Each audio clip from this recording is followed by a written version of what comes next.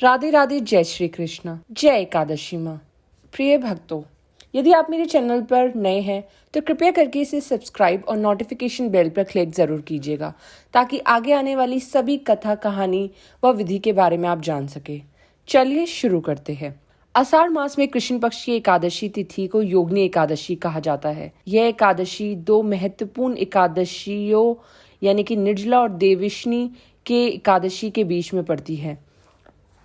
प्रत्येक एकादशी की तरह योगिनी एकादशी का भी अपना एक अलग महत्व है। योगिनी एकादशी के विषय में पौराणिक धार्मिक कथा के अनुसार इस एकादशी का व्रत करने से कष्ट रोग से भी मुक्ति प्राप्त हो जाती है। तो आइए जानते हैं योगिनी एकादशी की व्रत की कथा। धर्मराज युधिष्ठिर कहते हैं कि भगवान, मैंने ज्येष्ठ शुक्ल पक्ष की एकादशी के व्रत का महत्व सुना। अब कृपया आषाढ़ कृष्ण पक्ष की एकादशी की कथा सुनाइए। इसका नाम क्या है, क्या महत्व है?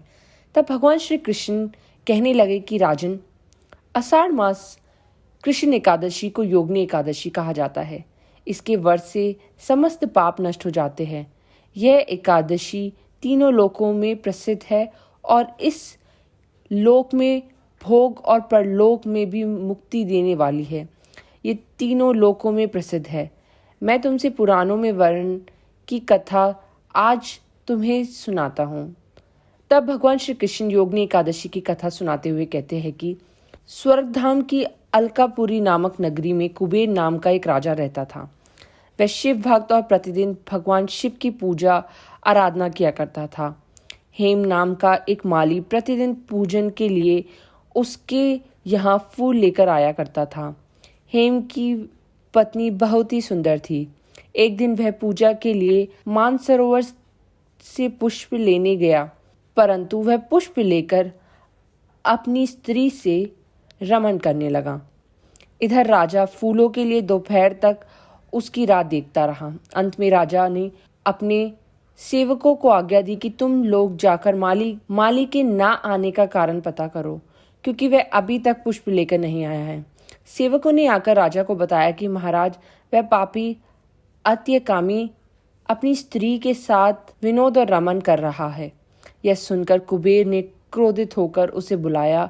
हे माली भय से कांपता हुआ राजा के समक्ष उपस्थित हुआ। राजा कुबेर ने क्रोध में आकर कहा, अरे पापी नीच, तूने मेरे परम पूजनीय ईश्वरों के ईश्वर श्री शिवजी महाराज का अनादर किया है, इसलिए मैं तुझे श्राप देता हूँ कि तू स्त्री का वियोग सहेगा और मृत्यु लोक में जाकर कोढ़ी होगा। कुबेर के श्राप से हेममाली का स्वर्ग से पातन हो गया और वह उसी क्षण पृथ्वी पर गिर गया। भूतल पर आते ही उसके शरीर में श्वेत कोढ़ हो गया। उसकी स्त्री भी उसी समय अंत्यध्यान हो गई। मृत्युलोक में आकर माली ने अत्यंत दुख भोगने लगा। वह भयानक जंगल में जाकर बिना अन्न और जल के भटकने लगा। उसको रात्रि में भी निद्रा नहीं आती थी, परंतु शिवजी की पूजा के प्रभाव से उसको पिछले जन्म की स्मृति का ज्ञान अवश्य रहा। इसी तरह से भटकते भटकते एक दिन वह ऋषि मार्कंडेय के आश्रम में पहुंच गया। वहां जाकर माली उनके पैरों में गिर गया। उसे देखकर मार्कंडेय ऋषि ने कहा कि तुमने ऐसा कौन सा पाप किया है जिसके प्रभाव से तुम्हारी यह स्थिति हो गई। तब माली ने सारा विस्तार से उन्हें बताया। यह सुनकर ऋषि बोले, निश्चित ही तूने मेरे सम्मुख सत्य वचन कहे हैं, इसलिए तेरे उद्धार के लिए मैं एक व्रत बताता हूँ।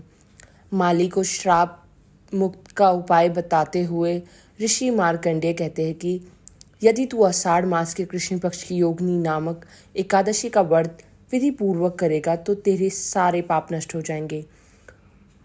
उनके ऐसे वचन सुनकर माली अत्यंत प्रसन्न हुआ। उसने मुनि को प्रणाम किया। इसके बाद हेममाली ने मुनि के कथानुसार विधि पूर्वक योगिनी एकादशी का व्रत किया। इस व्रत के प्रभाव से उनके सभी पाप नष्ट हो गए और वह पुनः अपने स्वरूप को प्राप्त हुआ। वह फिर से वह अपनी स्त्री के साथ सुखपूर्वक रहने लगा। भगवान कृष्ण ने धर्मराज युधिष्ठिर से कहा कि हे राजन, यह योगिनी एकादशी का व्रत 88,000 ब्राह्मणों को भोजन कराने के समान फल प्रदान करता है। इसके व्रत के पुण्य प्रभाव समस्त पाप नष्ट हो जाते हैं और अंत में मनुष्य स्वर्ग को प्राप्त होता है। तो आप भी योगिनी एकादशी का व्रत अवश्य करें और विष्णु भगवान की पूजा करें। राधे राधे, जय श्री कृष्ण।